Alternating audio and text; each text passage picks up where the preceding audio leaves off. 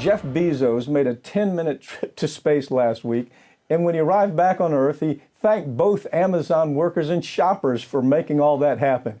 He was correct, but not in a good way. I have honestly one of the best progressive talkers in the business, Farron Cousins, with me.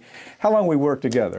How many years? 20? Yeah, over 17 now. Over 17. And every year you just get better. So Thank you. What is your take on this? Give me your take on this. I think it's interesting because, you know, again, Bezos did thank the workers and the shoppers, but really what he should be thanking is the officials in D.C. that let him not pay taxes for all these years, that are, you know, the politicians that are keeping wages low so he can pay people, you know, pennies on the dollar for what they're actually worth. That's what funded everything we saw last week. And so I'm not happy. I'm not impressed. I am curious to know, you know, is there any way to really justify what he's doing here? So what do you think? Great article in Truth Ad. I wish they had told me who the writer is. This brilliant article.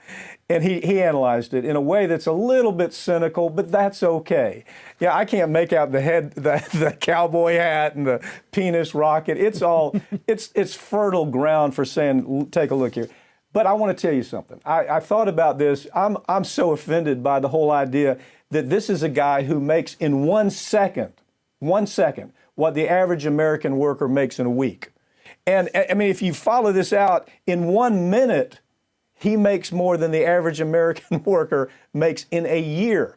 So is it just a total disconnect when he comes back and says, you made all this happen? I don't know whether he just doesn't get it or what, but the projection of all this is absurd, isn't it? It is. And he did have a very brief, you know, what they call the pale blue dot moment. Yes. He came back to Earth and he said, listen, you know, we have to protect this planet. Yes. And that's good. If he had come back and basically ended his revelations there, would have been phenomenal. But then he says, so we need to move all polluting industries into space.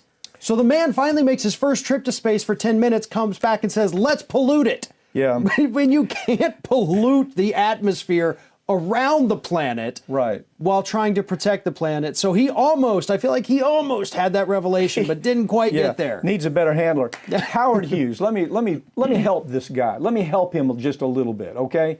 Howard Hughes, when he did that Grey Goose, that big aircraft that, you know, was bigger than life, and I think he kept it in the air for maybe 3 to 5 minutes.